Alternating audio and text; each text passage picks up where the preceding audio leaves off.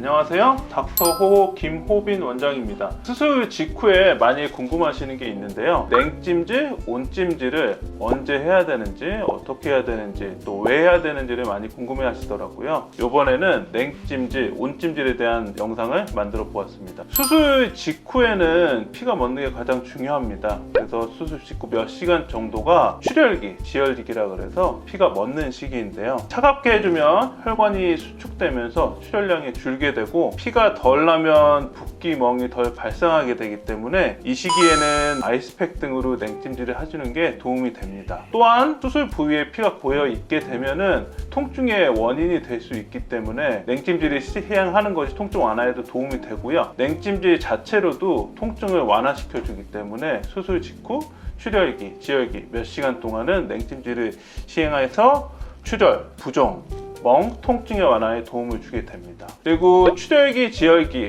몇 시간이 지나고 나서부터 염증기라는 것이 시작됩니다. 염증기가 뭐냐면 수술 후에 생긴 그 이물질이라든가 필요 없는 조직, 그리고 침투한 세균 등을 제거하기 위해서 염증 세포들이 수술 부위로 모이게 됩니다. 이렇게 염증 세포들이 모이고 수술 부위의 체액이 증가하게 되면서 붓기가 가장 커지는 시기가 염증기인데요. 염증기는 보통은 48시간 정도 지속이 되고 72시간이 최대일 거고요. 수술 부위가 깨끗하게 유지되고 출혈, 감염이 없다면은 붓기가 빠지기 시작하는데요. 붓기가 빠지기 시작하는 시기는 수술 후에 48시간 후 정도라고 보시면 되고요. 그래서 출혈기, 염증기 합쳐서 며칠 동안 72시간 정도는 냉찜질을 시행하시는 것이 회복에 큰 도움이 됩니다. 그 온찜질에 대해서 얘기를 해볼 거고요. 그 출혈기, 염증기에 이제 며칠이 지나고요. 그 48시간에서 72시간이 최대라고 보시면 되고, 그 시기가 지나면서 조직의 재건이 시작되는 건데요. 재생을 위해서 섬유, 모세포 등의 재생세포들이 수술 부위에 모이게 되는데요. 환부에 있던 혈종이나 죽은 세포 조직 등을 제거, 청소하면서 재생세포들이 결합조직, 상피세포로 구성된 새로운 조직들을 만들게 됩니다. 영양 공급이 되어야지 이러한 재생이 활발하게 되는데요. 이런 영양 공급을 위해서 혈액순환, 혈액 공급 등이 상당히 중요하게 되고, 그렇기 때문에 이 시기에는 냉찜질을 시행하는 것보다는 온찜질을 시행하게 되면 혈관이 확장되고 혈액순환, 혈류 공급이 늘어나게 되면서 재생에 큰 도움을 주게 되고요. 혈관에서 샌 피가 고여있는 것을 혈종, 멍이라고 하는데, 이런 온찜질을 시행하게 되면은 멍이 더 빨리 빠지게 되는 효과를 기대할 수가 있습니다. 그렇기 때문에 큰 붓기가 멈추고 붓기가 빠지기 시작하면은 냉찜질보다는 온찜질을 시행하는 것이 더 효과적일 수가 있고요. 혈관이 확장되고 혈액순환이 좋아지면서 재생을 촉진하고 멍도 빠지게 되는 원리고요. 일주일 넘어서까지 아이스팩을 계속 시행하게 되면은 혈관을 수축시키면서 혈액순환이 덜 되고 오히려 회복에 지장을 줄 수 있기 때문에 일주일 넘어서까지 아이스팩을 시행하는 것, 냉찜질을 시행하는 것은 그렇게 추천되지는 않습니다. 정리해서 설명드리면 수술 직후에 출혈이 있고 붓기가 가장 큰 시기, 이 시기에는 냉찜질을 시행하는 것이 좋을 것이고요. 큰 붓기가 멈추고 붓기가 빠지기 시작하고 안정화되는 시기, 그러니까 수술 후 한 5일 정도 돼요.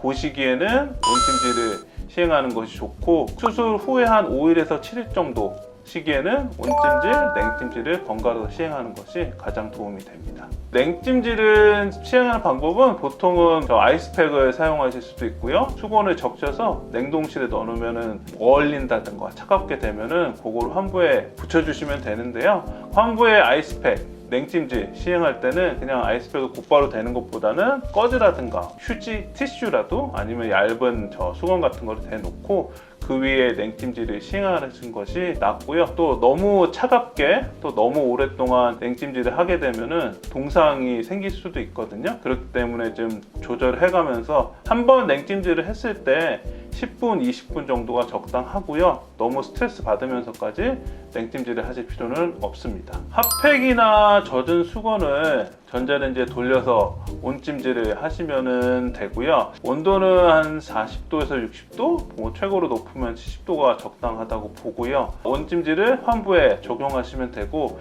그런데 또 너무 오랫동안 환부를 뜨겁게 해주면은 40도 정도에도 저온 화상이 발생하는 경우가 있기 때문에 너무 오랫동안 뜨겁지 않게 온찜질을 하는데 주의를 하셔야 됩니다. 그리고 이러한 찜질을 하는 데 있어서 그 수술 부위가 뭐 노출이 돼 있다거나 당뇨가 있으시다거나 빈혈이 있으시다거나 말초혈관 질환이 있으신 분들은 찜질 자체로 조직 손상의 위험이 있고 회복이 더뎌질 수 있기 때문에 꼭 담당 의사와 상의하고 찜질을 하시는 것이 수술 후에 회복에 도움이 됩니다.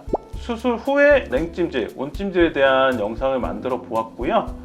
이 영상이 그 수술 후에 회복 중인 환자분들께 많은 도움이 되었으면 하는 바람입니다. 여기까지 닥터호 김호빈 원장이었습니다. 감사합니다.